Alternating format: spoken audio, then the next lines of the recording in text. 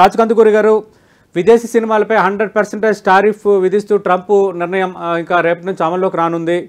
ఎంతవరకు ఇంపాక్ట్ కనిపించవచ్చు? ఇప్పుడు ఓవర్సీస్ మార్కెట్ అనేది కూడా తెలుగు సినిమా ఇండస్ట్రీకి, తెలుగు సినిమాలకి బెంచ్ మార్క్ కదా. అవునండి, ఇది 100% ఒక నెగిటివ్ పాయింట్ అండి. ఎందుకంటే సినిమాల్లో ఇప్పుడు ఇంతకుముందు నటికుమార్ గారు చెప్పింది కూడా మేజర్ రెవెన్యూ అమెరికా నుంచి వస్తుంది. ఇప్పుడు మీరు రీసెంట్ సినిమాలు ఏది చూసినా, ఒక చిన్న సినిమా లిటిల్ హార్ట్స్ అనే సినిమా కూడా $1 మిలియన్ చేసింది, మిరాయి 3 కోట్లు చేసింది, 3 మిలియన్లు చేసింది. ఇప్పుడు ఏదైనా పెద్ద సినిమా త్రిపురారు, యానిమల్ లాంటి సినిమాలు వస్తే 15, 19, 20 మిలియన్లు చేసింది. లేటెస్ట్ ఎగ్జాంపుల్ ఓజీ ఉంది కదా. ఓజీ ఉంది. మరి ఇవన్నీ అంటే మీరు ఆలోచించండి, ఇంత రెవెన్యూ మనకు అక్కడి నుంచి వచ్చినప్పుడు దీనికే $30, $26 టికెట్ పెడుతున్నారు కదా. మరి ఇప్పుడు మీరు ఒక $5 మిలియన్ ఒక సినిమా కొన్నారనుకోండి, ఆ 5 మిలియన్ కొన్న సినిమాని దానికి 100% యాడ్ చేస్తే 10 మిలియన్లు అవుతుంది. అంటే మీ ల్యాండింగ్ కాస్ట్ ఇప్పుడు ఇంత ముందు ఉన్నదానికి డబుల్ అయింది. ఈ కాస్ట్ ఎవరు భరిస్తారండి? అంటే రాజకందుకూరి గారు ఇందాక అంటే మీరు మీ ఫోన్లలో లేనప్పుడు నేను సుబ్బారావు గారిని అదే అడిగాను. క్రౌన్ మూవీస్ సుబ్బారావు గారు ఉన్నారు సార్ 10 టీవీ స్టూడియోలో. అవును. అయితే సుబ్బారావు గారు అన్నమాట ఒక మాట అన్నారు, అంటే ఇప్పుడు డబ్బులు మేము చేయాలి కాబట్టి నిర్మాత అది కొంచెం తగ్గించుకునే ఇవ్వాల్సి ఉంటుంది అని.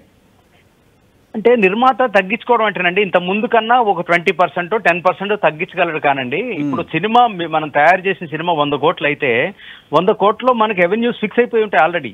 అంటే ఒక హీరోకి ఇంత మార్కెట్ ఫిక్స్డ్ అండి. ఇప్పుడు ఫర్ ఎగ్జాంపుల్ పవన్ కళ్యాణ్ గారి మార్కెట్ కి 150 కోట్లు, 100 కోట్లు ఫిక్స్డ్.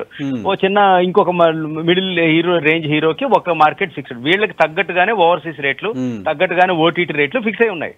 అవి 10% అటు ఇటు మారుతాయి. కానీ ఇప్పుడు ట్రంప్ 100% విధించినందుకు వీళ్ళ బడ్జెట్ లోంచి సగం వీళ్ళు భరించుకుని వాళ్ళు అక్కడ వేయడం ఉండదండి.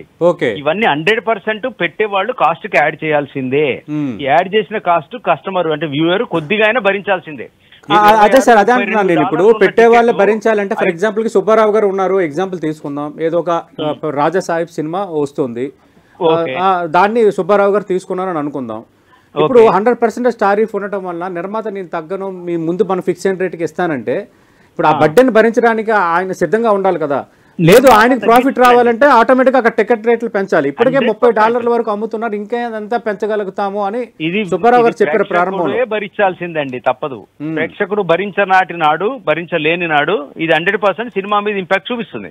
రేపు అప్పుడు 100% నేను ఓటీటీకి వెయిట్ చేస్తానంటాడు. కానీ ఇప్పటికే $26-30 పెట్టి అమెరికాలో పెద్ద సినిమాలు చూస్తున్న వాళ్ళు 45 పెట్టి చూస్తారా? అంటే మనం అనుకుంటున్నాం చూస్తారని, తగ్గిపోతారు, వాల్యూమ్ తగ్గిపోతుంది. ఈ ఇంపాక్ట్ ఖచ్చితంగా ప్రేక్షకుడు మీద పడుతుంది, వ్యూవర్షిప్ తగ్గుతుంది. మై సిన్సియర్ ఫీల్ అండి. రైట్, థ్యాంక్ యూ రాజకందుకూరి గారు.